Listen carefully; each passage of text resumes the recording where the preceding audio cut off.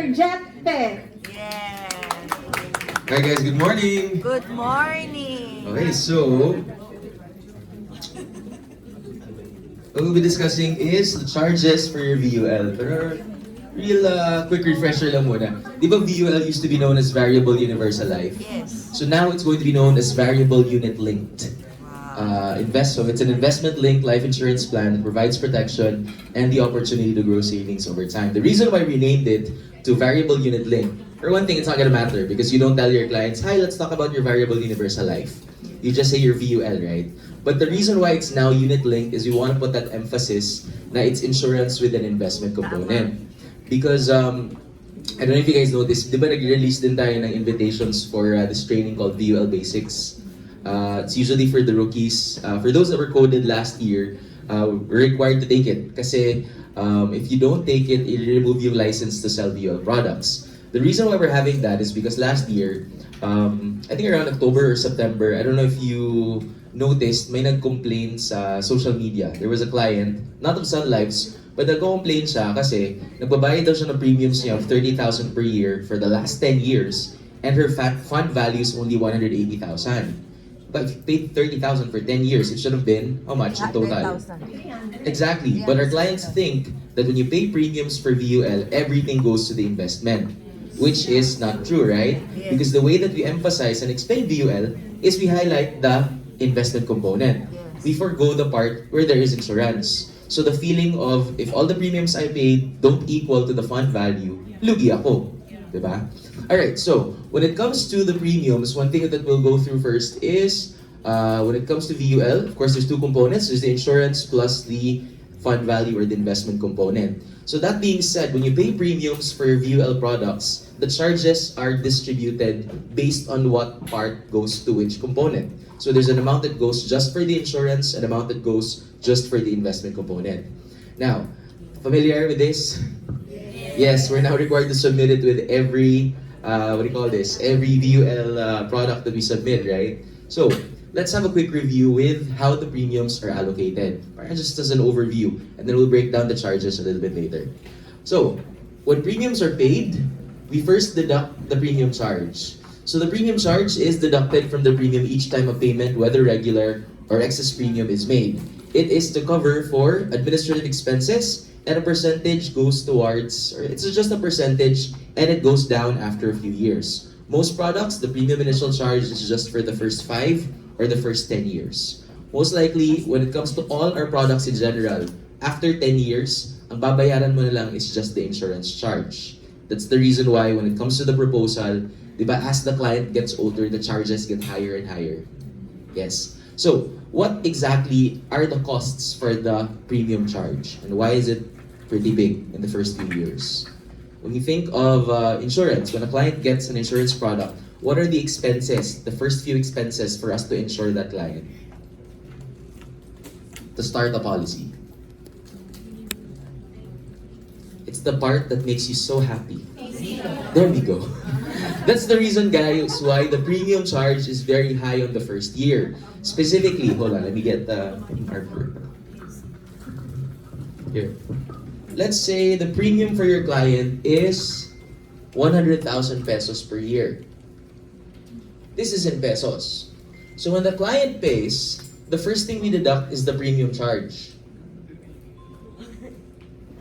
What's your favorite product? Of course, it's Maxi Prime. Now, Maxi Prime has a premium initial charge of 65%. So from 100,000, how much is deducted? That's 65,000 pesos. And of this 65,000, how much is your commission? Alam na alam, di ba? 45% goes towards the AC of the advisor. So this part, AC, this one, admin charges in general. So if 65 minus 45, since this goes to you, and the reason why it's considered a premium charge is because this is a cost to the company. Why do we consider it a cost to the company? Because it goes directly to the advisor, right? It's not Sun Life that earns this part. So this is nothing that Sun Life isn't earning this. So what's left over is 20,000. What is the 20,000 for then? What else do we need to do, or what other expenses do we cover when we insure a client? policy for the underwriting. The policy, literally the printing of the paper, ano ba? The underwriting itself, the stamps, ano ba? The payment to the client center, the payment to the trainer. These are overhead costs, right? This is very important. This is why I have a job, guys. But this is what pays for the overhead expenses for us to continue the business. But again, this is only big in the first few years of the policy. So if that's 100,000 pesos, we deduct the 65,000 for the premium charge, with the 45,000 as your AC, what's left over from 100,000? It's gonna be 35,000. This is the part that will then get invested. Now, how does it get invested? By converting to units. So the first question to ask is, what type of fund does the client want to invest in? So what's your favorite fund? Index. Why? There we go. One of the biggest advantages to your index fund is the unit price is very affordable. So you get to buy a lot of units, right? So let's just say it's at 1 peso per 1 unit. But in truth, it's really up to the 4th decimal point. Bakit 1 peso? Kasi mas madali yung math. Kaya din 100,000 yung premium na ginamit ko. Alright, so that's 35,000 pesos. If you convert that to units, how much is that? It's still 35,000 units, right? Yes. Now, this is already the amount that's in your investment. Hence why it's already unit linked. Kasi yung pesos, nung pinasok natin sa investment fund natin, we converted it into units already. That's the currency when you're invested, right? Now, after this part, ano yung kulang? We've taken care of the commission, we've taken care of the admin expenses, we've invested it. Ano pa yung kulang? Insurance. There we go. It's the cost of the insurance. So this is the part that goes towards the guaranteed component of the VUL's insurance product. Meaning, this is what pays for the guaranteed, let's say kung face amount mo 1 million, na magiging 2 million because it doubles. Now, how do we charge the client's cost of insurance? It's also going to be deducted in units because your investment is already in the form of units. So there's a computation based on, and I'll show this later, the net amount at risk. Meaning, the basis for this is how much is Sun Life gonna lose in the event that the client will pass away? Because, di ba, the insurance cost comes from us. Meaning, if may mangyari sa kliyente, yung pera na guaranteed, si Sun Life magbabayad nun, di ba? So that's an expense from Sun Life. Now, that's going to be deducted from the investment. So let's just say that's equal to 200 units. So it'll be deducted from this. Ang matitira is 34,800 units. Now, how does your money end up from 34,800 units to 6 million pesos, 10 million pesos by the time that the client turns 65? Because of the... Because what happens? This changes, di ba? So this can go up, this can go down. How often does it go up and go down? Every day. Every single day. Meaning right now, as we're speaking, the unit prices are also changing. It's just that the unit prices close by the end of the day. Yes. Now, that being said, when it comes to the unit prices also, let's say for example, you want to withdraw from your VUL policy. Sasubmit ka ng withdrawal form today. The unit price for reference that will be used is tomorrow. It's going to be the next valuation date. The reason is because if you withdraw today, or if you file for a withdrawal today, technically today's performance is still ongoing. Meaning, at the end of the day, that's when we will know kasi nag-close na yung performance niya. And that reflects the following day. It's also one of the reasons why si VUL, you can't withdraw real time. Because you have to wait for the following day for today's performance to close.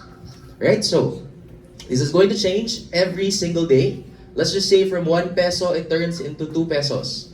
Doesn't happen that quickly, but if it's already at 2 pesos per unit, your 34,800 units now equals to 68, ano?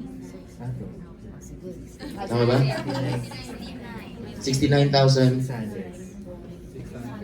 Pinapakinggan ko lang yung sinasabi nyo. Okay, so it's gonna turn into that. How much is this? This is in pesos, but it has to stay in units, di ba? Because it's still in the investment. How much is 68,900 in units? This is 68,000 in pesos. How much is this in units?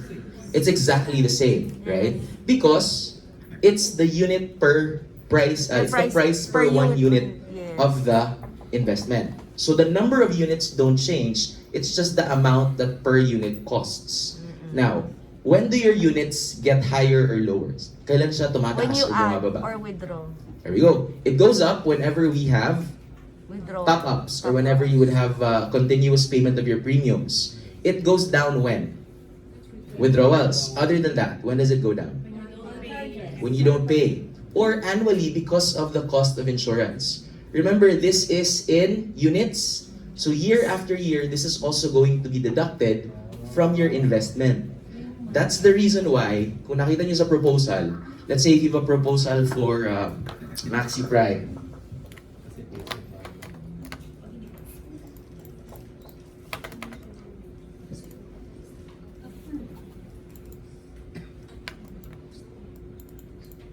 This is your Maxi Prime, diba? Now, if you look at the charges column, diba what we say is Maxi Prime, you just have to pay for 10 years and the fund will be able to sustain itself? Yes? Yes, that's true. But if it's able to maintain at least an 8% minimum interest rate. Why do we say 8%? Because if, let's say this is just for a face amount of 500,000 pesos, if you look at the charges na column, if we just stay on the 4% table, this is your premiums for 10 years, these are your charges, we'll break this down. Bakit ang laki-laki ng year 1 niya? Pero year after year, this charge, which is your cost of insurance, goes up. All the way to the point na it'll get to 94,000 by 85 years old. Which means this amount is actually being canceled in units from your fund value. Now, the basis for our cancellation of units or charges is the 4% mark, which is the reason na if you look at the fund value here at 4%, the highest the highest the fund value will reach is 549,000 at age 70.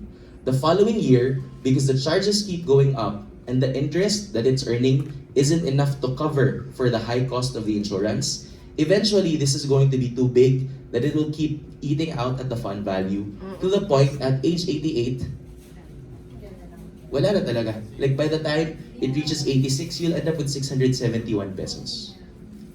So what will happen if ever the client dies at age 85? Makuha niya is, Yung life insurance, tsaka yung it's gonna be the face 671. amount plus the fund value. One way of looking at it is, if ever, see investment and the insurance component, the insurance part, at least it's guaranteed, regardless of how much the fund value that's there. I was even thinking, because an advisor asked me, Sir, ang mahal-mahal na ng premiums if traditional siya na policy. Meron siyang existing na VUL na regular pay, pero in terms of the fund value, medyo maliit na they're not gonna be able to see the growth. Is it okay if I cancel that out na lang? Tapos regular pay siya na policy. Sabi ko, for one, you can't cancel it out yet because it's still in its premium paying period. Matatamaan pa din yung, what do you call this? Classic C mo. Kasi you're canceling, for example, tapos magbubuo ka ng bago.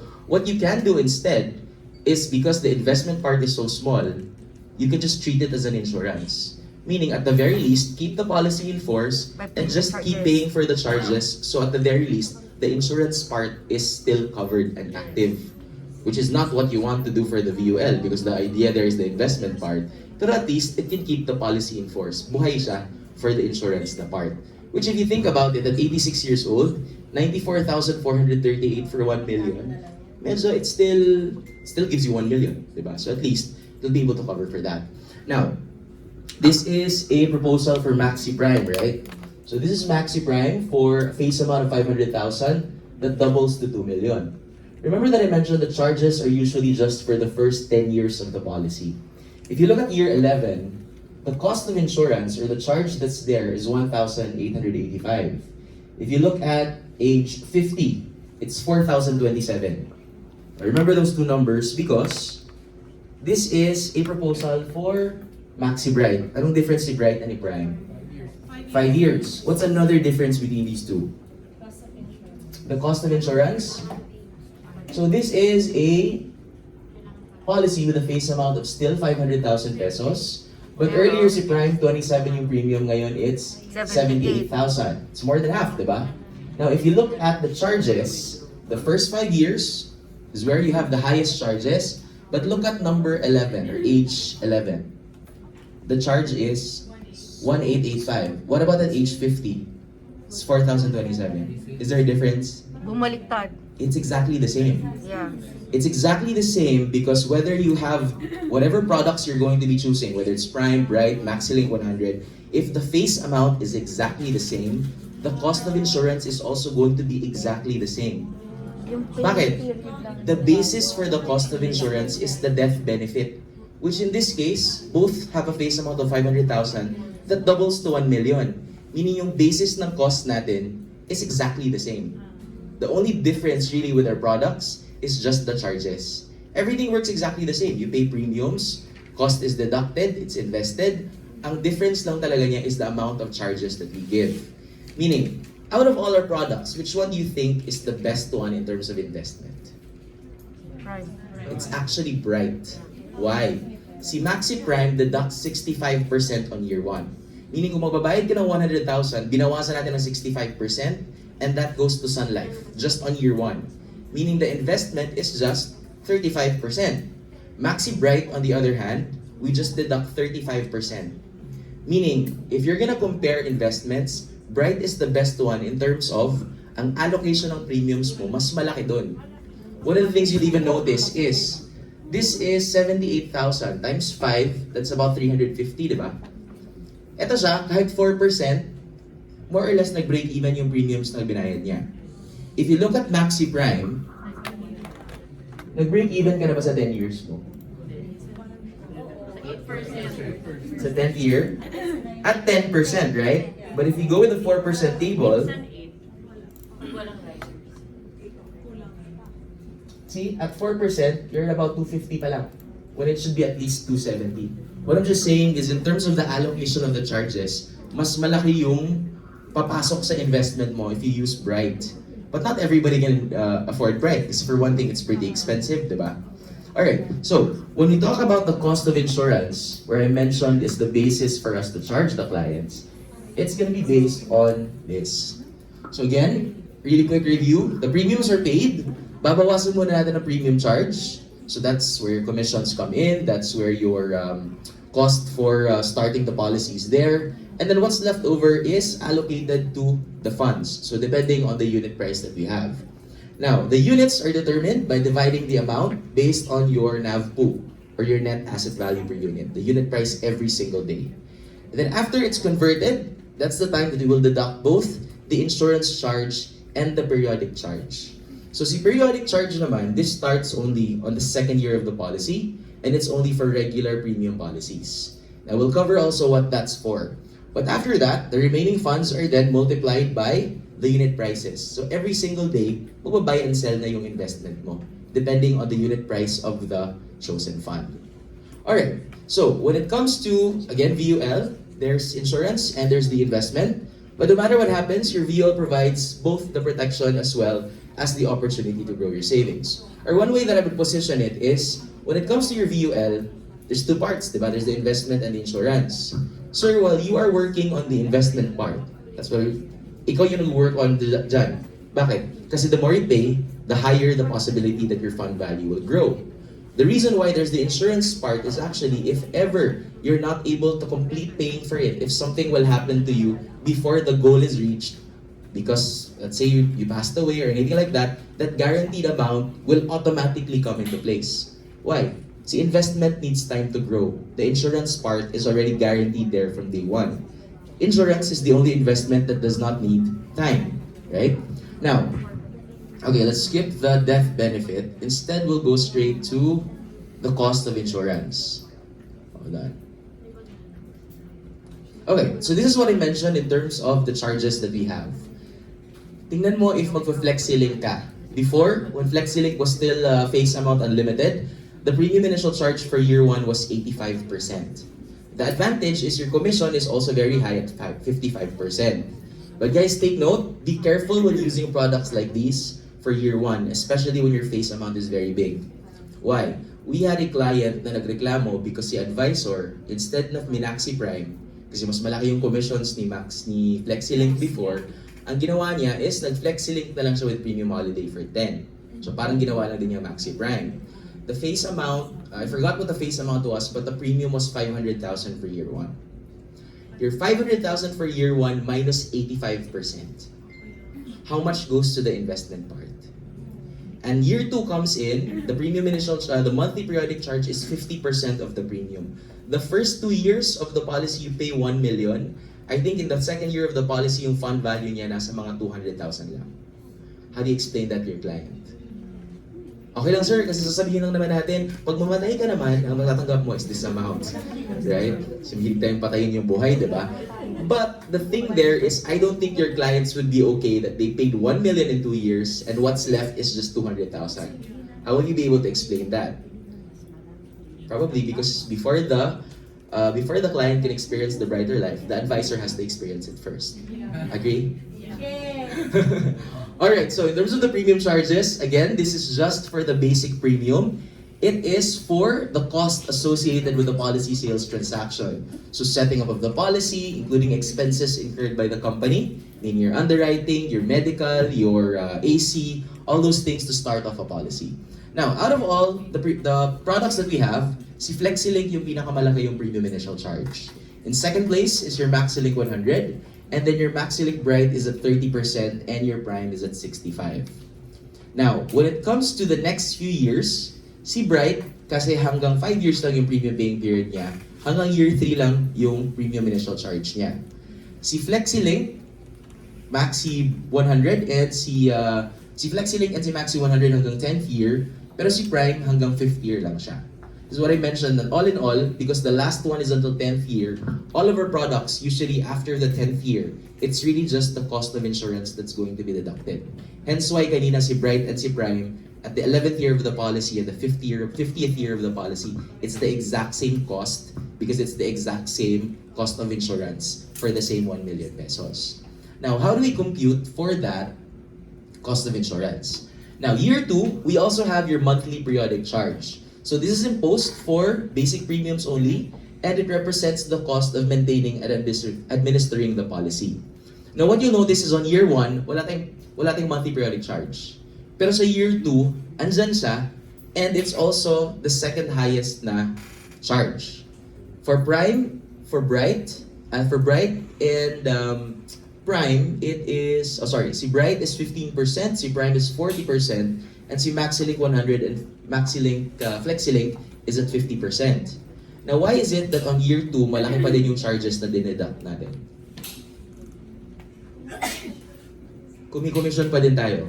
Actually, that's true. That's the reason why year 2 still has a monthly periodic charge. The reason there is to administer the policy or to keep it in force. Again, these are costs that does not go to Sun Life. Year 2 may carryover commissions tayo, di ba? Si Prime magkano? 15? So from this 40%, 15% technically goes to you, which again is a cost of the insurer because it's not earnings made by Sun Life. Diba? So that's only for the second year. Si FlexiLink and si MaxiLink 100, meron pa sila. Even si Prime still has a 20% on year 3. But then after the 5th year, and in this case the 10th, wala nang monthly periodic charge. Again, it's going to be net of just the cost of insurance. Now, this is what I meant that we have the basis for the insurance charge. So this is imposed monthly in respect of the basic benefit to cover the mortality cost.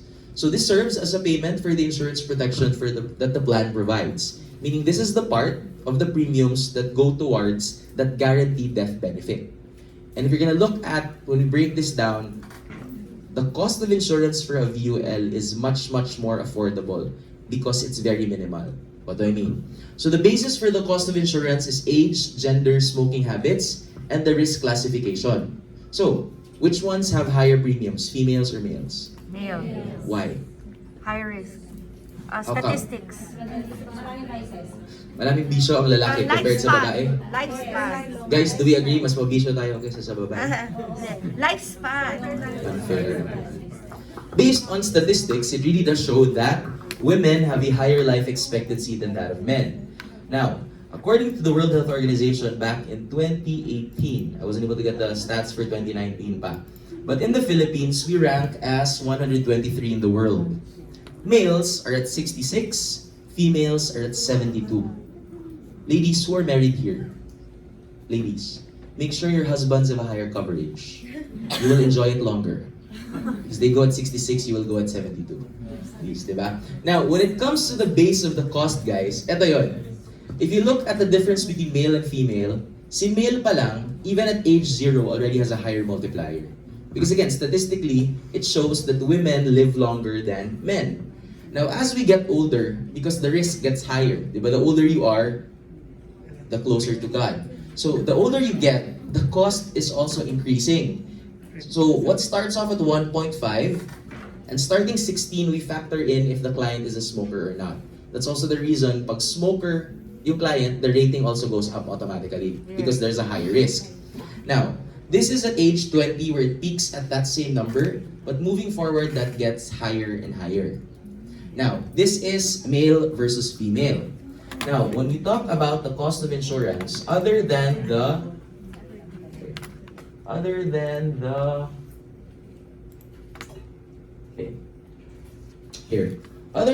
age, the gender, and the smoking habits. Oops. Sige.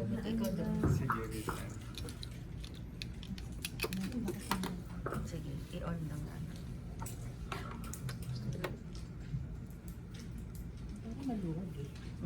Dapat ko nakasko. Jet, kapag ginagawa lang, pwede mag-raise ng question. Yeah. Balikan ko lang kanina, di ba pagka na-approve or bumili ng reflected payment today sa VUL, it will buy the price per unit the following day. Yes. Kasi kanina parang baka lang nang naging understanding nila is, kaya mo nalalaman yung price ng pagkakabili the following day, it's because it bought the price per unit today. It did not, diba? It has to be settled first, reflected payment today, it buys the price per unit the following day. Or for example, whenever you do top-ups or whenever you do premium payments, or even when the policy is settled, it's not bought up until the day that the policy is settled. Meaning ba when you submit an application, you pay the premiums, but it's underwritten. Well, they said that the time that the money is invested is, for example, the day that the underwriting will message you that the policy is approved. The following days, that's the time that it's invested. Because hindi pa na-approve, hindi pa natin in-invest. So technically, we're still holding on to the money. Now, the moment that the client says it's approved, today's that date, but today's unit price hasn't completed yet. Diba? Because it's still ongoing again. So by the end of this day, which will reflect tomorrow, we know what the unit price is, and that's the basis for the amount that we're going to invest. That's the one that I would like to clarify. Yeah. It will buy the price per unit of the closing tomorrow. The closing tomorrow. No, today. Example. Yes. This is based on my personal experience with my own Max 1 placement. Settled siya ng Friday. Okay. Di bibili na yung price per unit today. Monday. At the basis of the settlement, Yes. Even the payments. the payments should be real time. No. Ulit. Yeah. It's forward pricing, Yes. right? So, settled ng Friday. So, ang mabibili niyang price per unit, Monday. Monday's price, which is from Friday's performance. No. For the closing of Monday? Yes. Hold on. Yes. Sige, we'll Yes. check something. Forward pricing. Sige, Dati sige. memorize ko by heart kasi I do it with my own money. Wala. Basta same day. Settle siya after that. Kung mutual fund, 12 noon. Yes, Ito si kasi mutual same fund, day. si VUL kasi. Same day. Basta na-settle siya today. Bibili niya yung price per unit bukas. Then next day, kasi pag settle, di pa kayo naka-invest eh. Bibili niyo pa. Tsaka bawal kasi imposibleng nalalaman ni client kung ano yung On the day mamaya, itself. Yes. 3 o'clock kasi ang Closing. closing na ABS. Yes. Sorry, Chet, I had to... Yeah. Kasi may mga nagbebenta ang Max 1 baka makasya.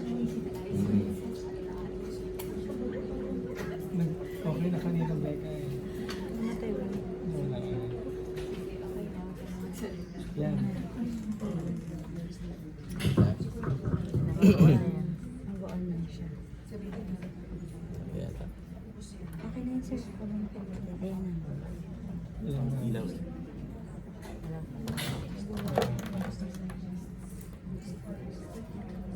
Dapat yung bago na ginagamit. Yan. Dito na guys. Ayan na. Sana mag-play. Ayan na. Ayan.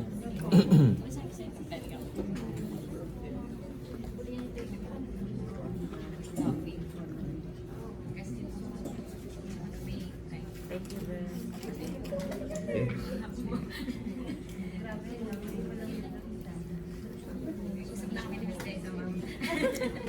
Alright, so this is what I meant, that in terms of the cost of insurance, the basis for it is this formula. So there's the cost of insurance rate times the net amount at risk. So the net amount at risk here is really just the death benefit. Meaning if it's prime, if it's bright, if it's maxilling 100, it's the face amount times 2. The standard formula niya is divided by 1,000. So this is based on the age, the gender, and the smoking habits. This is based on the death benefit. And the divided by 1,000 is the standard formula niya. Meaning regardless of whether it's prime, bright, or maxilling 100, if the face amount is 500,000 pesos, it's the same 1 million that's going to be there. It's the exact same cost. Si FlexiLink lang yung difference kasi hindi siya nagdo-double. So as is lang yung face amount niya. Now, when we measure the net amount at risk, this is the basis for it. So it's the death benefit payable less the fund value. Meaning, let's say this is a maxilling 100 where the client's age is 30, male, non-smoker with a face amount of 500,000. Let's say ang premium niya per year is 22,790. Now, at the age of 55, the client's fund value is just at 712,611 at 4%. Now, what is the death benefit here if it's face amount plus fund value? So since the face amount is 500 times 2 plus fund value, the death benefit would be 1,712,611, right? So it is death benefit payable less the fund value. So what's the fund value right now? 712,611. So if we deduct this from this, what's left over is 1 million pesos. Meaning, to put it simply, the net amount at risk is how much is Sun Life going to pay out guaranteed in the event that the client dies. Why? Because ang matatanggap niya is 1,712,611. Ang pera na tinubo niya is just the 712,611. Meaning, ang ginastos natin nung namatay siya is 1 million. This is the risk for the client's insurance. Right? Now, when it comes to the charges for that, sige, let's go through a proposal. So let's say this is what the proposal looks like, right? There's the face amount there, there's the premium here, and let's say naglagay tayo ng dalawang riders, your total disability benefit and your ADB. So in total, the premiums in total are 22,790. Di ba ganito siya on year 1? Ang laki-laki ng premium charge niya, or ang charges niya on year 1. How did it get to 20,463? Alright, the first thing we deduct is the premium charge, right? But the premium charge is only going to be deducted from the basic premium. Hindi niya i-deduct yung buong amount. Meaning the rider charges, it's not going to be deducted. So, let's say the regular premium is 22,790 with a combination of your ADB and your TDB. Ang babawasan lang natin ng 80%, sorry, this is maxilling 100 pala. It's 80% is going to be the basic premium itself. So, to 80% of 20,900 goes to the premium charge itself. And of this, 50% goes to AC, right? So technically, ang pumunta lang kay Sun Life dito is just the 30% of this. So what's left over is 6,070. That's the 20,000 minus 16,720 plus the riders na 750 and 1,140. So this is what's left. This is the amount then that's going to be invested, which is bought in units, based on whatever fund that the client will choose. After that, we're going to deduct the cost of insurance. So if you notice here, the number that's placed is 1.85300. This is from the table I showed earlier. Because year 1, 30 years old yung client, ito yung cost niya for that age. So it's multiplied by 1 million, which is the death benefit, the amount at risk. and then we divide it by 1,000 pesos or 1,000. This is just the standard formula for it. So technically, for a client at 30 years old with a death benefit of 1 million, his cost of insurance for that year is just 1,853. So hindi din natin pwedeng sabihin na, sir, okay lang kung mataas naman yung charges mo sa year 1, cost of insurance yan lahat. Di yan totoo ha. Kasi ito lang talaga yung part that goes to the cost of insurance. But this amount is divided by 12. Why is it divided by 12? Because yung pag-deduct natin ng cost of insurance is going to be on a monthly basis. It's not going to be isang bagsak yung pag-deduct nito. Bakit? Since this is 1,853 pesos, it's also going to be deducted into or through units. So the way this is going to be deducted from the investment is 1.853 times the unit price, and the number of units is what's going to be cancelled from your fund value. Meaning kakainin ng cost of insurance divided by the unit price, which means that your cost of insurance will eat out at your fund value, right? Now, on top of that, these are your rider costs, which is the ADB and the TDB. So it's also going to be converted into units and divided into 12 months, deducted dito siya together with from the fund value, right? So this is year 1. When year 2 comes in, or if we add all of those together, 16,720 for your premium charge, 1,853 for your cost of insurance, 750 plus 1,140 for your riders, it totals to 20,463. So we can really break down bakit ganun yung charges ng VUL. Unlike sa trad na binayad mong premium, yun na yun eh. There's no part that goes to insurance, it's all in. Si VUL, para siyang a la carte. You know exactly what part goes where. So this is for year 1. Year 2 comes in, and the charge is 15,241. Bakit malaki pa din siya, considering you're paying 22,790? Because year 2 comes in, the premium charge is only 5%. Ang binawas na natin sa premium. So that's just 1,045. Pero, this time around, your monthly periodic charge is 50%. So kalahati ng premium, kinain na naman ng charges. Portion of this goes towards, this is MaxiLink 100, I think year 2 you have 25%. So that's where the bulk of the charges go to. In terms of the cost of insurance, for year 2, because the client is already 31 at this point, that multiplier also increases. So year after year, this number will always go up because we get older year after year. So for year 2, instead of 1,853, it goes up to 1,856.20 divided by 12. And again, that's deducted every single month. Then we have your rider cost and your for your ADB and TDB. If we add all of that together again, you end up with 15,241. Now, the following year though, because maliit na lang yung charges na binabawas natin, ito na mangyayari sa kanya.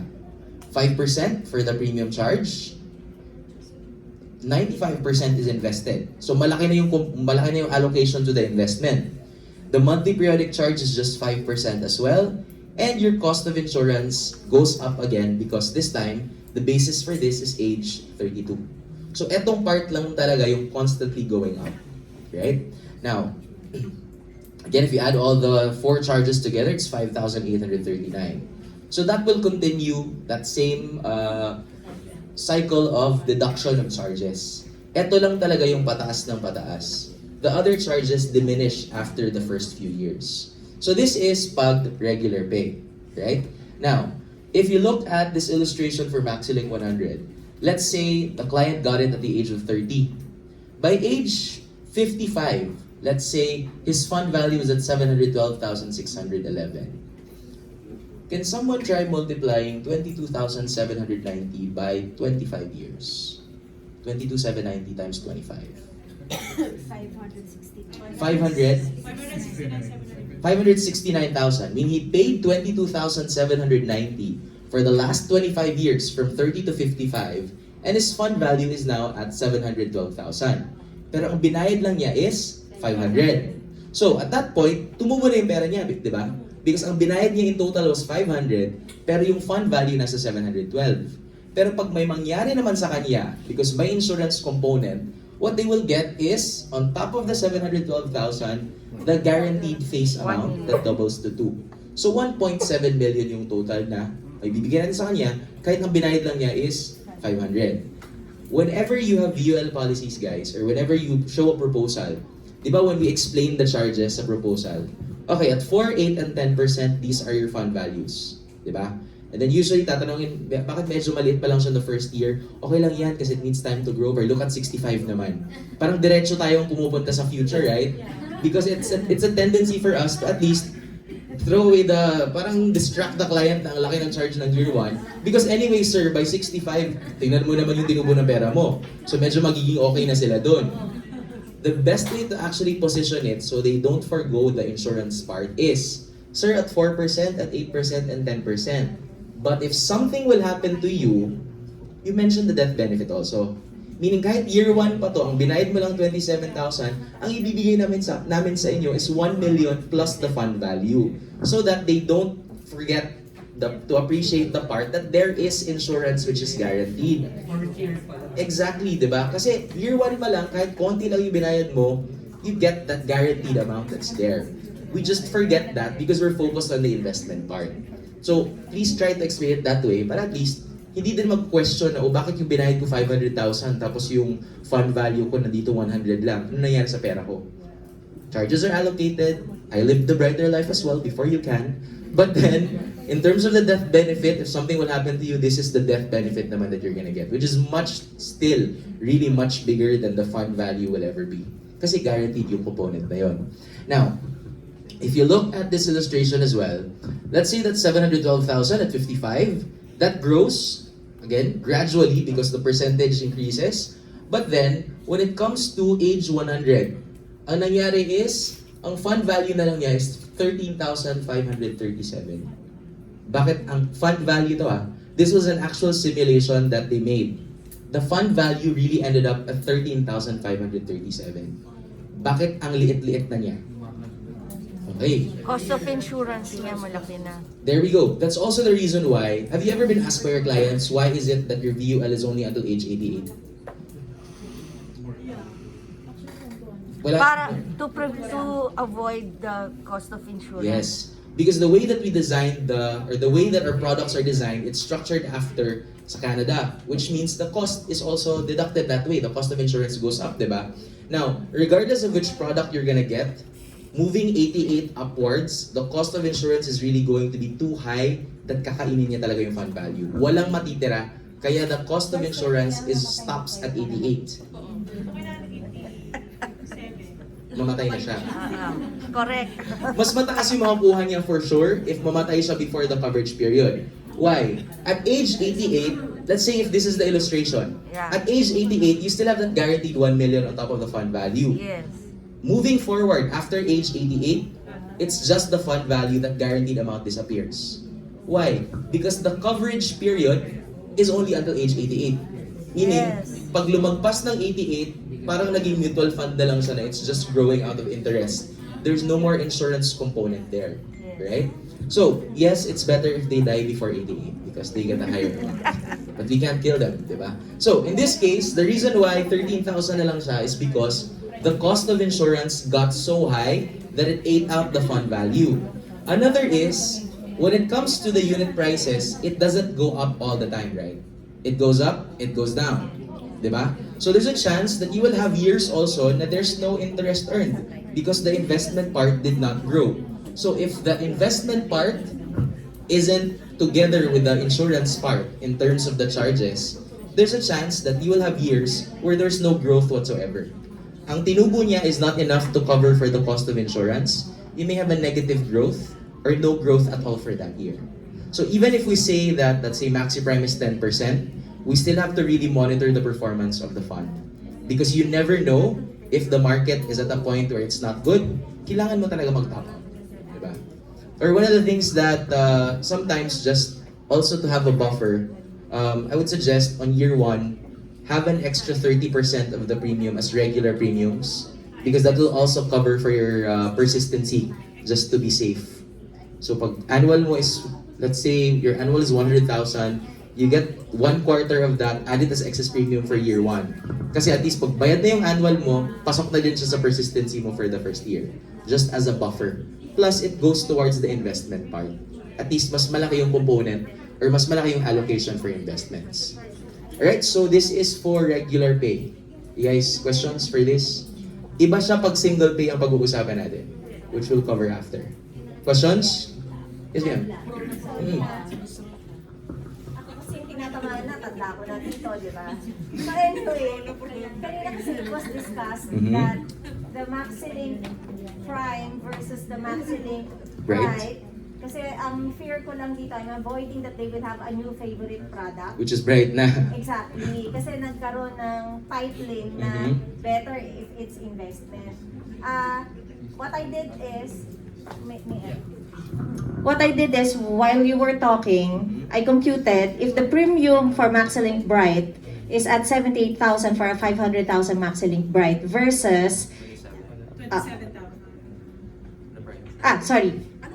versus 27,000 na Maxilink Prime na 500,000 din. So, if the client opted for Maxilink Prime, di gawin na lang din niyang 78,000 per year yung Maxilink Prime kasi kinumpute ko ang difference nun is 51,000. Yung 51,000, pag in-add mo siya sa Maxilink Prime, pareho na siya ng Maxilink Bright, but lesser ang tinanggal na charge sa kanya on the first year. Why? The charge for the Maxilink Prime is 19,000. The charge for the Maxilink Bright is 28,000. Thereby putting more money in the fund with Maxilink Prime and therefore Maxilink Prime is the winner. Maxilink Prime is still the winner. Alright. Well, even if Maxilink Prime, Maxilink Bright, at the end of the day, it's going to depend on this one question. What's the budget? Kasi that's usually what makes them choose Prime over Bright, right? Because Prime is much more manageable compared to your Bright. But in terms of just the allocation, what I'm just saying is si Bright has a lesser charge on the first few years. So mas malaki yung base ng allocation ng funds mo. But anyways, what's gonna happen is after a few years, because there is growth there, ang total ng premiums na binabayad mo pa din naman, mas malaki pa din yung growth ng fund niya. Another thing that I want to show is, sige, before we go into the, what do you call this? Let's go into the single pay. We choose, yung favorite natin na types of investments are usually the aggressive ones, right? Because potentially they can give us higher returns. Tama? Now, this is, okay, I just want to show this in terms of unit prices. So this is a simulation I made from last year. Now, hindi ko sinama dito yung charges, but what I just want to show is in terms of the investments sa unit prices. Because an advisor asked me, sir, dalawa kami ng friend ko, we both invested 500,000 each. We both invested it in the same Maxilink one. We both invested it for the same amount with the same fund. Bakit siya tumubo ng 50,000? Sa akin, hindi pa gumagalaw. So he was trying to ask, what's the difference? Bakit hindi magkasabay yung growth ng fund nila? When it's the same amount and it's the same investment. Now, let's say this is from last year. So I just extracted the unit prices from last year's NAV pool. Let's say in April of 2019, maglalagay ka ng 1 million pesos. So nung naglagay ka ng 1 million pesos, the unit price for that day, for example, for an equity fund is 4.6325. Meaning, your 1 million pesos with that unit price bought you 215,866 units. It's the exact same amount, it's just in units. Now, after a month, let's say the unit price went down to 4.5900. Meaning that in terms of the growth, did your money grow or lose? It went down, diba? Nag-990,000 siya. But after a month, the unit price again went up. So this time, the unit price is at 1,014,139. So this time, umakyat na naman siya. After another month, it went up to 4.7. So again, it still grew. Nag-1,026,000. For the following month, the unit price went down. Maybe the performance wasn't so good. So it's now at 987. At September, it went down again, 975,000. So what I want to show here is, di ba mahilig tayo sa aggressive funds? We also have to be careful when you select an aggressive fund for a conservative client. Why? Because, happy ka ba from 1 million na naging 1,026,000? Yes, laki ng tinubunan yan, di ba? In just a few months. But can you also take the same risk if your 1 million turns to 975 in the same number of months? Some people that understand long-term investments, kaya nila. Because you don't expect a quick win. But people that are conservative in nature, if this will happen in a short span of time, the risk there is they will pull out the investment. Because hindi nila kaya yung masyadong malaki yung losses for them. Even if it's paper losses. Why? Eventually it will recover. If it goes down, it has to go up. It's not gonna continuously go down. If it also goes all the way up, there's nowhere left to go but down. That's just how it works. It has to go up and down. Someone has to lose for someone to win. Now, this is for the year in total, diba? Or this is for those few months lang. Now, this is the reason why those two clients or those two advisors had two different experiences. Advisor 1 placed his money in May 31, where the unit price was low.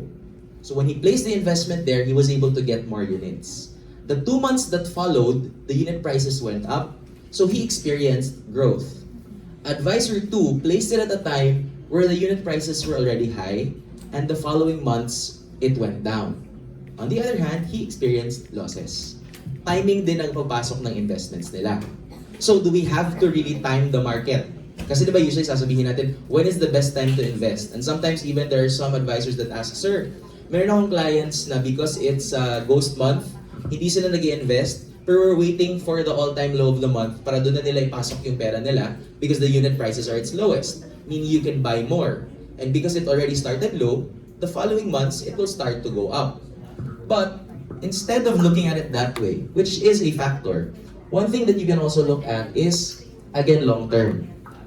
This is way back since 2010.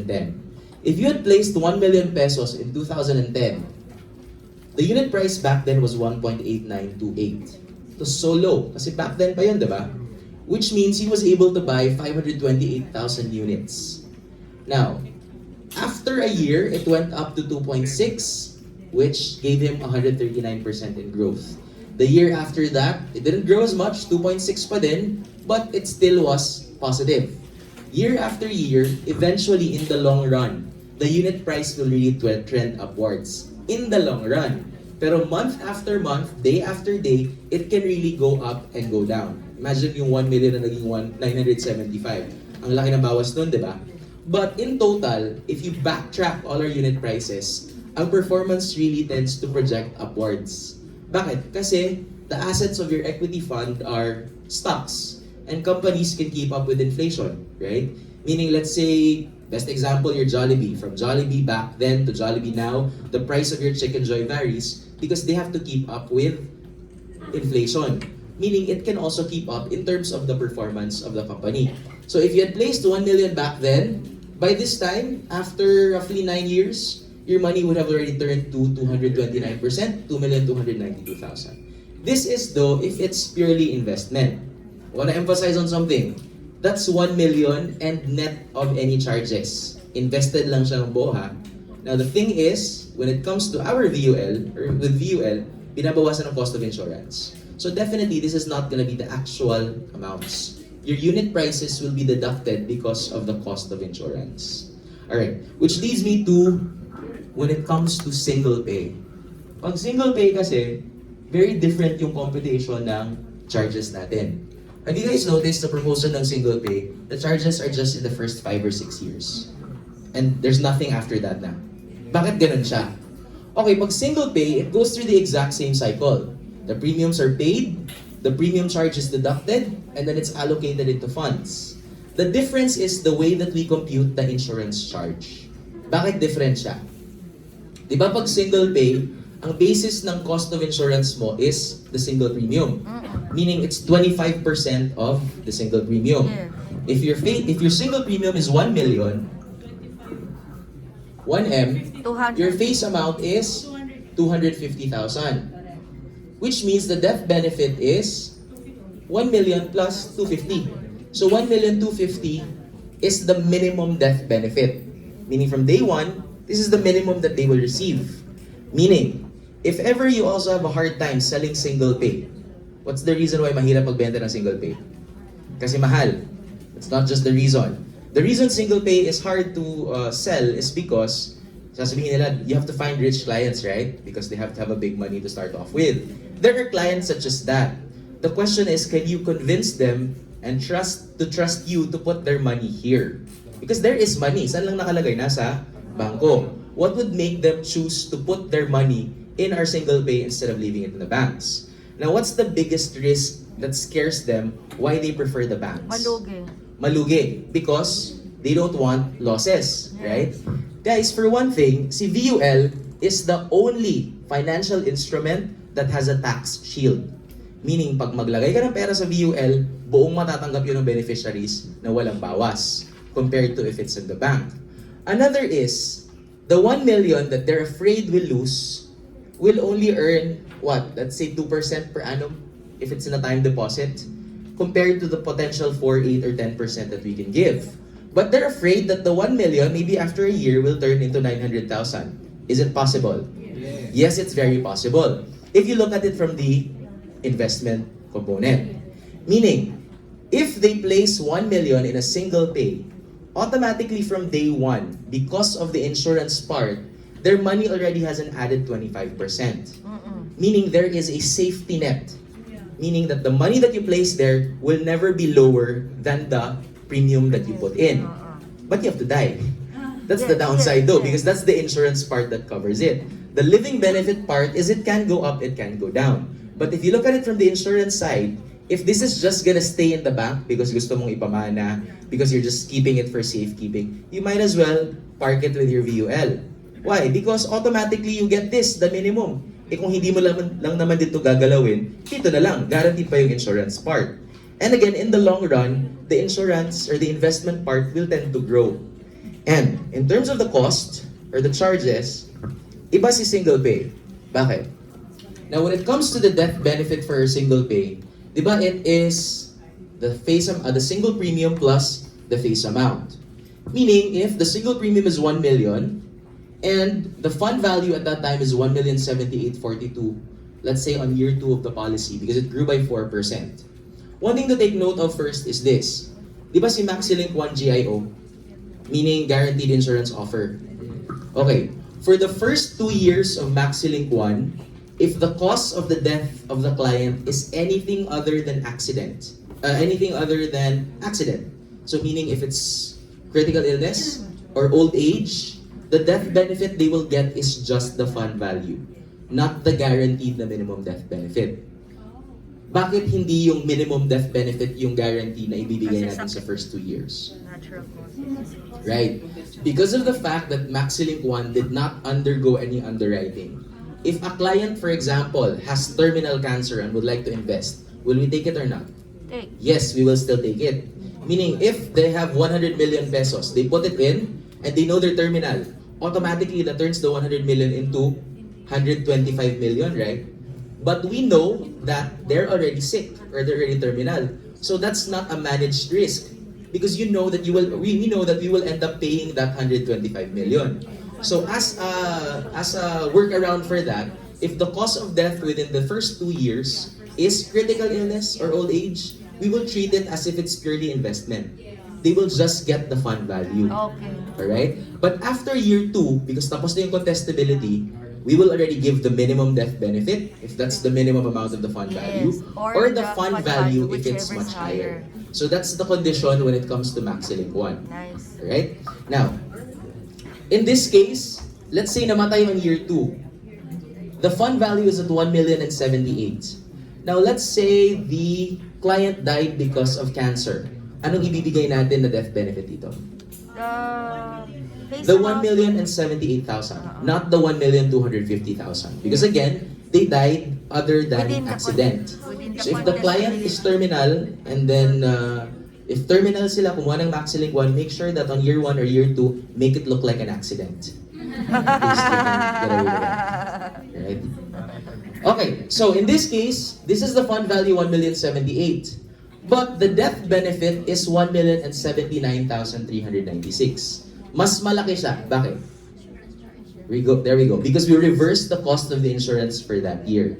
Whenever a client dies, the premiums that are paid, di ba that covers for the entire year? Yes. If for example, they die in the middle of the year, we also prorate and refund half of the cost of the insurance because that's technically unused premiums.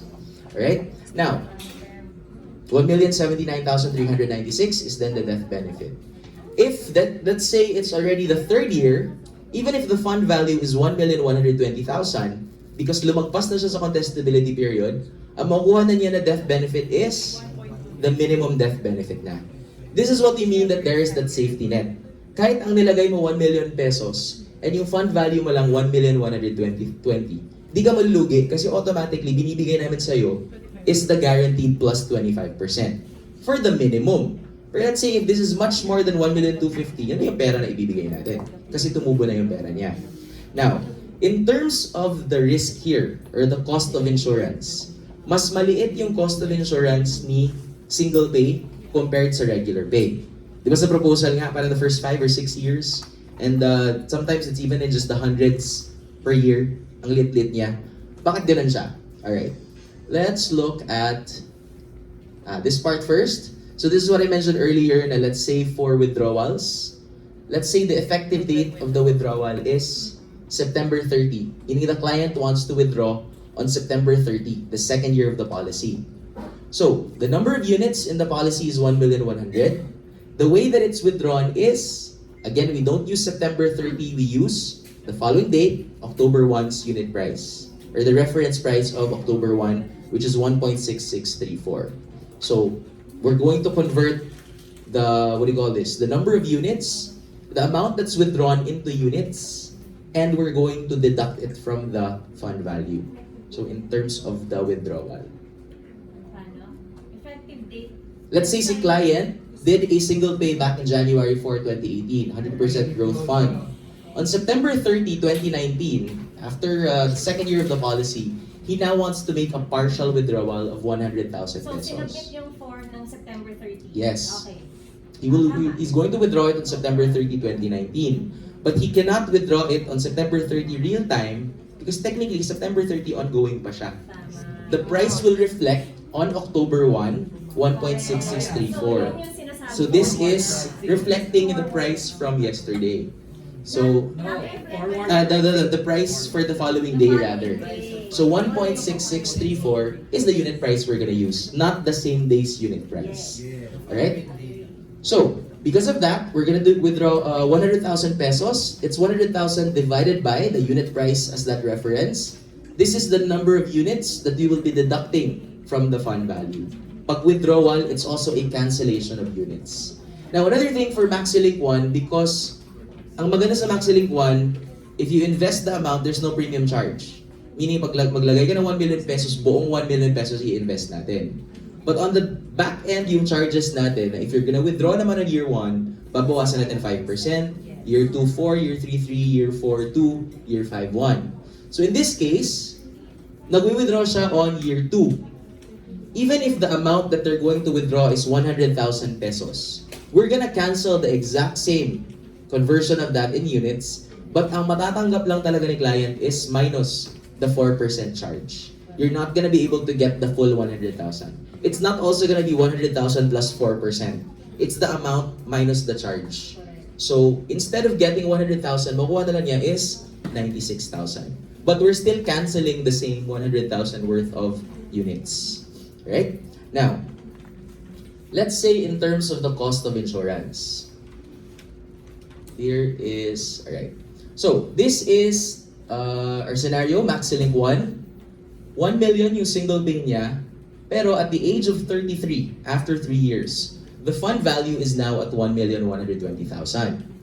Now, if this client dies, what is the death benefit that we will give, considering this is year 3? 1,250,000, right? Because that's the guaranteed minimum death benefit. Now, when we compute for the cost of insurance, our basis is what's the difference between the fund value and the minimum death benefit? Meaning, di ba ang tinubo ng pera niya 1,120,000 lang? Pero ang ibibigay natin is 1,250,000. So the basis for that charge is the difference between the two.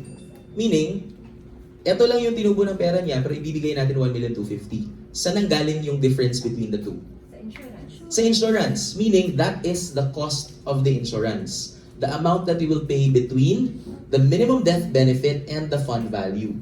So in this case, 129,819, which is 1,250,000 minus 1,120,000. This is where we base the cost of insurance. Kasi ito yung basis ng amount na babayaran ni Sun Life because we are guaranteeing the minimum death benefit. Now, when it comes to the cost of insurance, let's look at the proposal for single pay. Let's say 1 million yung single premium, ang face amount 250,000. Now, on year 1, the charges are 585 pesos. Yung sabi, sir, bakit 585? Bakit ang liit-liit tapos sinacharge nyo pa? Ang 585, technically, the basis for this is how much? Or what is this cost for? 250. Right, it's 250,000. But pag single pay, iba yung charges natin because in terms of the growth, ang laki na ng pera nilalagay mo in the first place, di ba? Yeah. So, if you start off with 1 million, can your 1 million turn into 1,010,000 by month 2? Yes. Yes. Meaning the way that we deduct the charges, ang cost of insurance nagbabago-bago din siya per month. This is what it looks like. So that's 585 for year 1. Now, why is it, by the way, na dito, si fund value 1,038,362, pero dito sa cash surrender value 986,444? Kasi 1 year pa lang there we go. siya. This is net of charges. Si cash surrender kasi is if you withdraw the full amount. Meaning if you had withdrawn it on year 1 at 4%, this is the 5%. fund value but we subtract 5%. So ito na yung makuha mo. Hindi natin ilalagay yung death benefit dito kasi if death benefit, lahat ng nasa table na to 1,250,000 lang. Tama. Always. Kasi it's the minimum death benefit pa din. Alright? Now, when it comes to the charges, this is what it looks like. So let's say single premium is 1 million pesos. Pag naglagay ka ng 1 million, wala tayong ibabawas na charge. Net, the full amount is invested. Now, it's invested in, let's say, a growth fund. So you get the 1 million in terms of units. Now, this is how the cost of insurance is going to be deducted. We have that exact same cost of insurance, which is based on the age, the gender, and the smoking habits. But this time, instead of dividing it by the death benefit derecho, we will divide it first by 12 because that's going to be deducted on a monthly basis. Bakit siya by 12? Tapos dito, ang first is 1,250,000. Because we start off, na-guaranteed na natin yung 1,250,000. So, 1.8530 divided by 12 times 1,250,000 divided by 1,000. This 193 pesos is just for month 1. It's not for year 1. Kaya ang lit-lit niya. Kasi, divided by 12. We do it on a monthly basis. Now, so month 1, 193. When month 2 comes in, and the projection is based on a 4% growth, let's say the following month, pwede bang tumubo na yung pera by 2,997? Pwede na, di ba? But let's say this is just based on 4%. So, the cost of insurance this time is 1.85300, the exact same age, divided by 12 because we're gonna be computing for month 2. But this time, the cost of insurance is already 247,000. Bakit 247 na siya?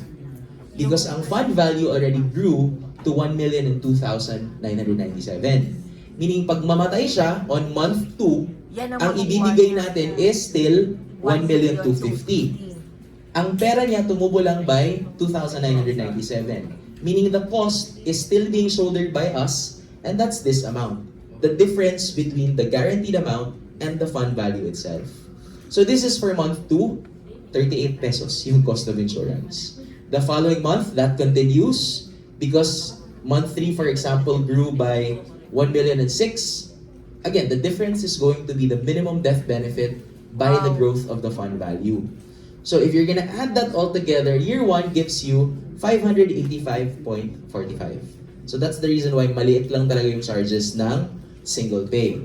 Now, if you look at this illustration or the proposal, di ba paliit siya ng paliit? It will get to that point on year 7 where there is no more cost of insurance. Why is there no more cost of insurance? Because the fund value by year 7, di ba dito 1,255,000? Bakit meron pa din siyang charge? Because possibly at the start of that year, that was like 1,249,000. Hindi pa mas malaking fund umabot value. sa minimum death benefit. So if the death benefit or the fund value already grows to that point na it goes beyond the minimum death benefit, we would not charge ang cost of insurance anymore. Bakit?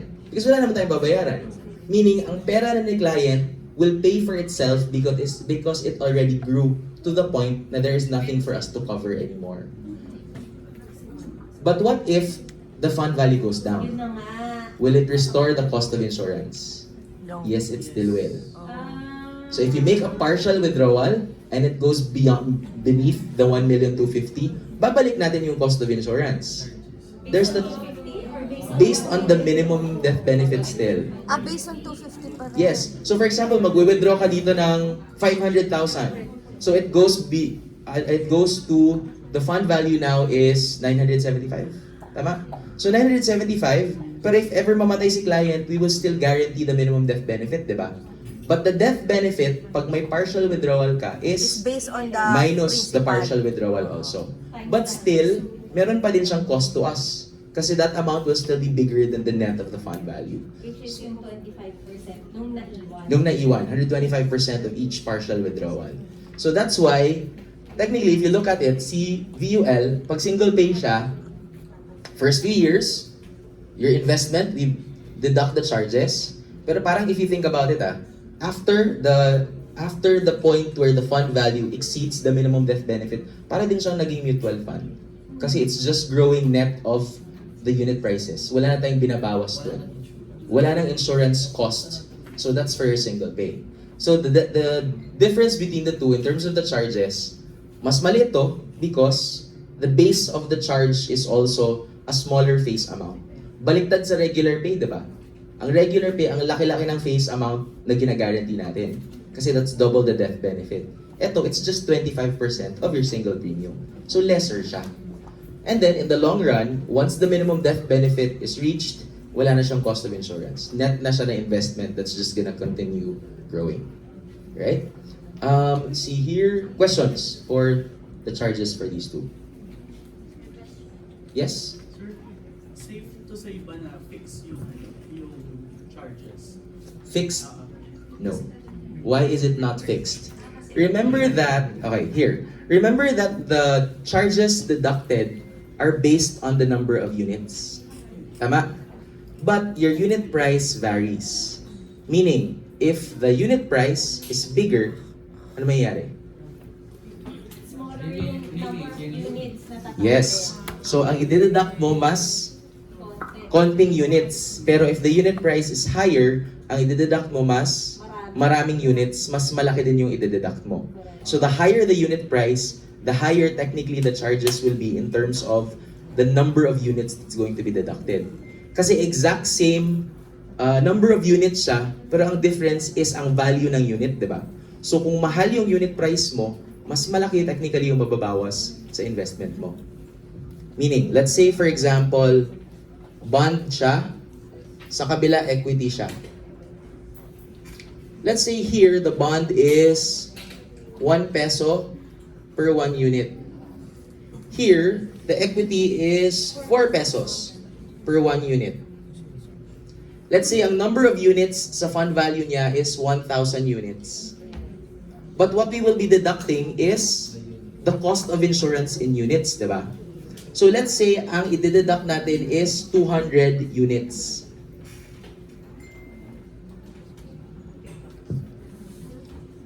What is 200 units at 1 peso per unit? That's 200 pesos pa din, di ba? 200 units at 4 pesos per unit. 400. How much? 800. 800 pesos. Meaning, if the basis of the cost of insurance is a cancellation of units, the higher the unit price, the higher the amount that's actually going to be deducted. Ang basis lang natin dito sa proposal natin is the 4% charge. So, mas lesser siya. Meaning, if mas malaki naman yung earnings mo, potentially, mas higher din yung dinededuct. Kasi, it follows the unit price. So, pag mas malaki yung value ng per unit, technically, mas malaki yung binawas in pesos from the cost of insurance. So, it can't necessarily be fixed, but the computation is the same. Kasi it depends on the performance. That's the reason why at the very end of it, the total premiums paid will never be equal to the fund value.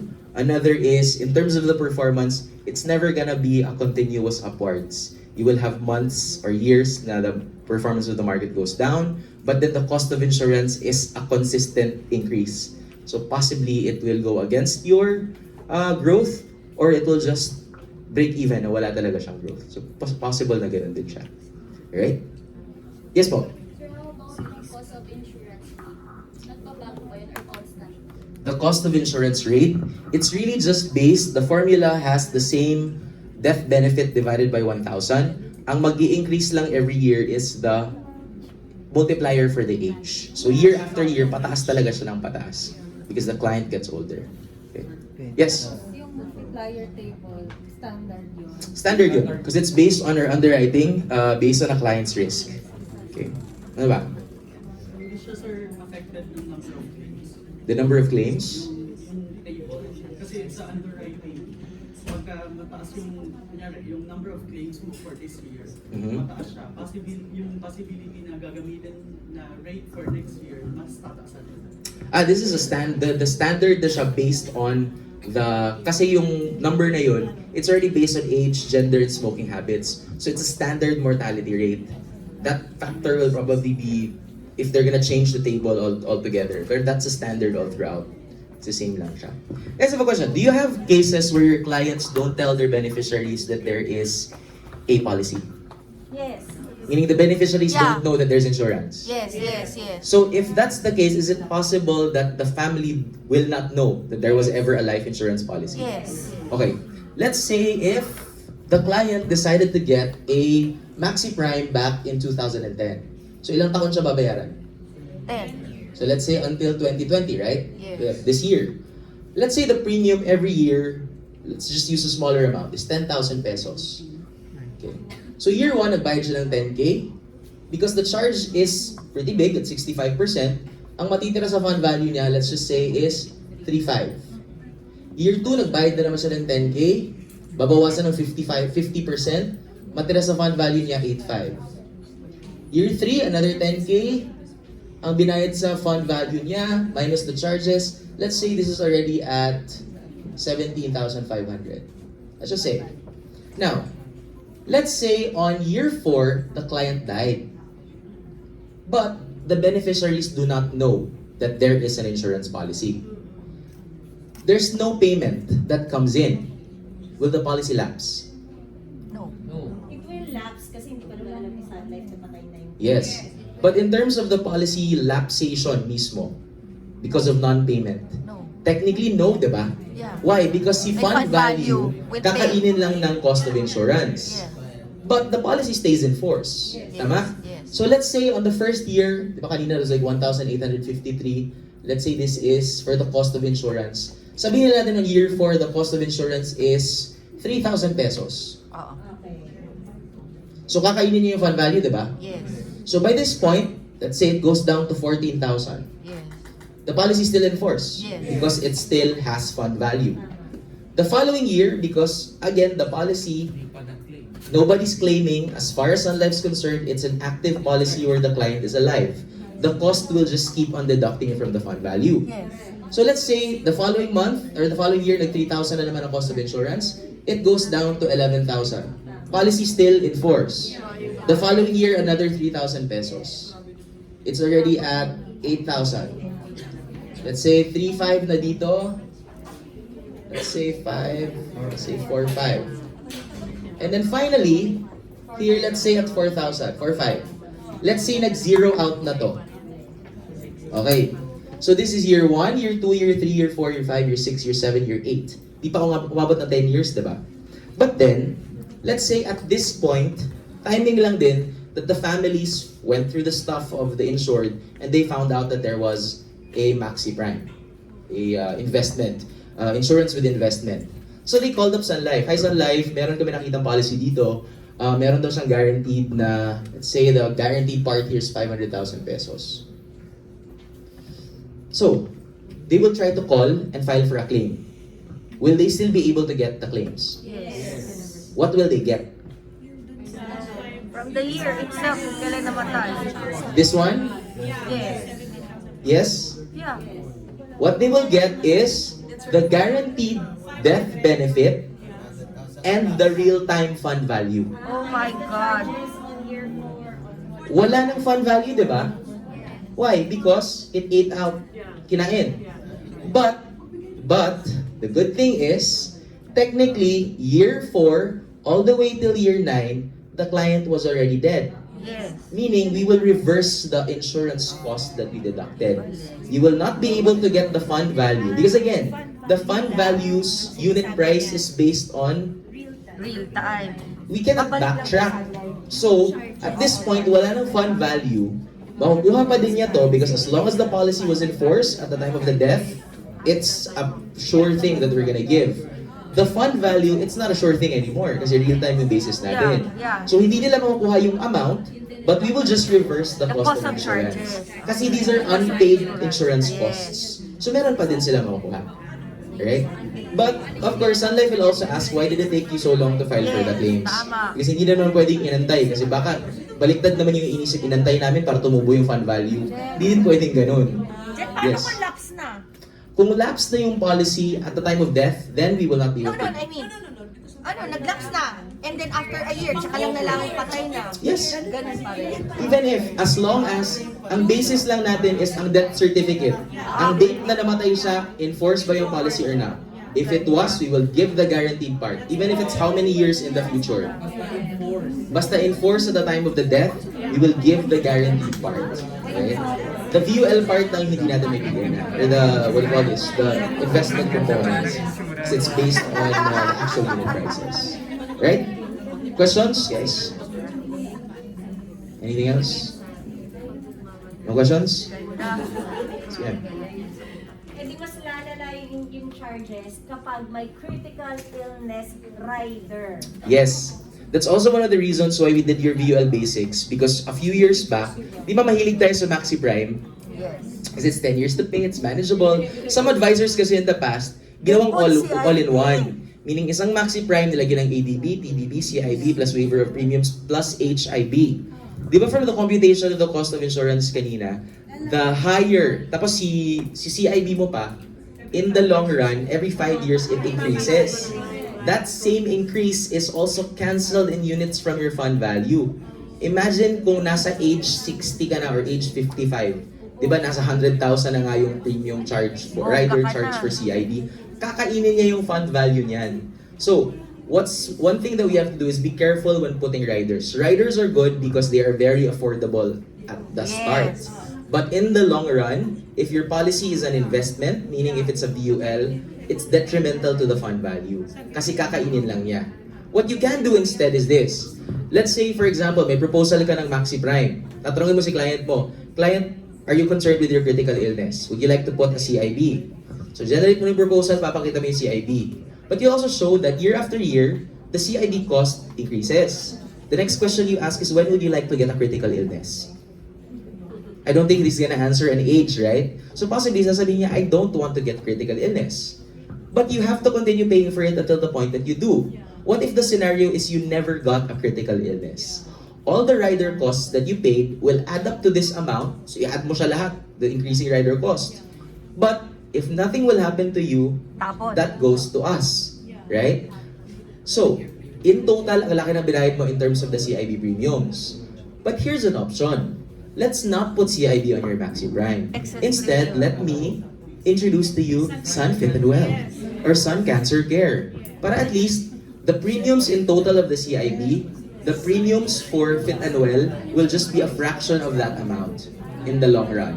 So at least, pwede mo siyang i-position na just get 2 products instead of a all-in-one, one product. Diba? Yeah. Questions? Guys, questions?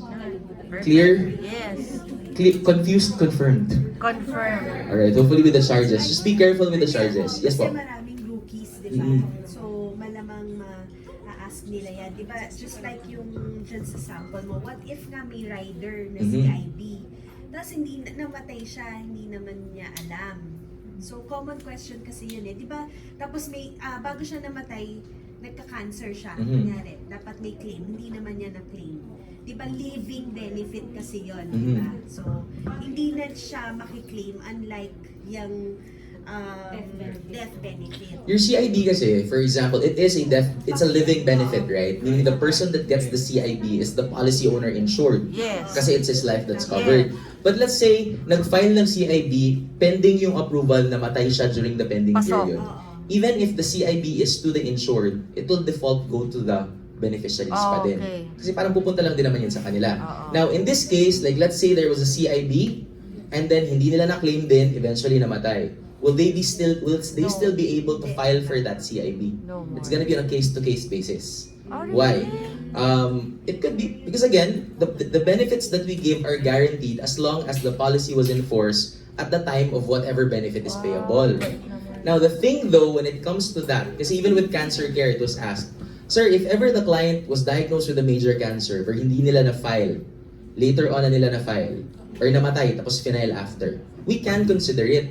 But the problem when you're doing it that way, di ba that's a living benefit from a few years back? Ang requirements for that are admission papers, test results, things like that. If you're gonna wait later on, there's a chance na mahirapan din tayo to get those types of requirements. Di ba usually, if ever hihingin mo siya sa admissions department, ang tagal-tagal na baka mahirapan na tayo sa pag-claim niya. So if it's a living benefit, by all means, claim it. There was even one question, sir, may CIB si client, tapos let's say na-diagnosed with cancer, but they don't need the money yet. Pwede bang they'll just leave it in the policy so that it can be left over for the death benefit? Pwede? Yes, you can leave it there. Why? You're not going to be forced. Sun Life's not gonna say, hi, are you guys dead? Hi, do you guys have cancer? Do you want money na? We don't pay out not unless someone files for it, right? So as far as we're concerned, the client is alive, the client is well. That benefit is not payable. The only time it will be paid is if someone will file for the claims for it. Pero if ang concern niya, they don't need it yet because they would rather save it for the death benefit later on. Whether it's the living benefit today or the death benefit tomorrow, it's the same amount. Pero, Right? di ba yung CIB kasi, it's a living benefit. Yes. So, hindi siya, it won't form part of the death benefit kung namatay siya. But if, let's They were say, able to claim na-file, before mamatay. yes, And pwede pa din part siyang mo na sa maibigay eh. policy. Kasi it's still, basta So, enforced kailangan at that i-file. time. Oh, Yes. You have to still. Akala ko hindi. Yes. But that's going to depend kasi that's true. It is a living benefit. So the claims department will first ask why wasn't it filed in the first place? Pwedeng hindi nila alam. That can be considered. Yes po. So, just to clarify, if you have CIB, and then there was no files claim, there were no files claim for CIB, and then the client dies, case to case na yung pag-claim ng CIB, or Yes. wala na talagang mga Possible pa din siya makukuha because we'll also ask, for example, why wasn't it claimed in the first place? Malayo natin, hindi nila alam pala na may CIB. Tapos when they filed for it, that's the time they will know. So medyo may case-to-case basis na pwede pa din natin siyang maibigay. But technically, it is really a living benefit. Diba? Kasi it's for the insured and the policy owner. So going back to the earlier example na sasabihin nila, pwede bang hindi na lang natin kunin kasi hindi pa namin kailangan yung pera, for example. Get it because regardless if you get it today or you get it tomorrow, It's the same the amount. same guaranteed amount. If you want to save it because you want it for the beneficiaries, by all means take it out, put it in a MaxiLink 1. They're not gonna get it not until they die. At least pinaikot mo yung pera, di ba? So don't for me don't leave claims unfiled because that's the reason why you got the policy in the first place. The protection, di ba? So bakit hindi mo siya kukunin? Then that's the reason why you paid for that policy. Get the money, di ba? If ayaw nilang igastos, paikutin mo. Put it into another policy. It's very much possible also. Right? What else? Yes? Question, for the Maxi Prime and Maxi Bright po kasi, if first-time clients and then they wanted CIB or pwede pa bang tanggalin yun? Yes, you can still remove it, but that will also affect your persistency. Di ba yan? No. Hindi naman po No. rider. To riders? Hindi. Rider. For all? Kasi parang we had a case daw na tinanggal yung CIB ng advisor tapos yung persistency niya Malaki naman. pa yung CIB rider niya na sobrang laki ang effect. Oh, hindi naman. Minimal lang yung impact niya or wala talaga. Wala. Oh, The policy should be enforced. it's just the base As long premium continuous itself. ang payment. It can still be removed because even later you can still add it pa naman. Hindi naman siya touch move when it comes to the riders depending on the product. Pero you cannot increase it. You cannot increase it. Kung meron ng CIB na 500, you cannot Mhm. Hanggang 500 lang. You can just remove it. Okay, anything else in terms of the charges? Questions? Going once, going twice, going thrice, and sold. Alright. Hopefully you guys learned a lot and clarified what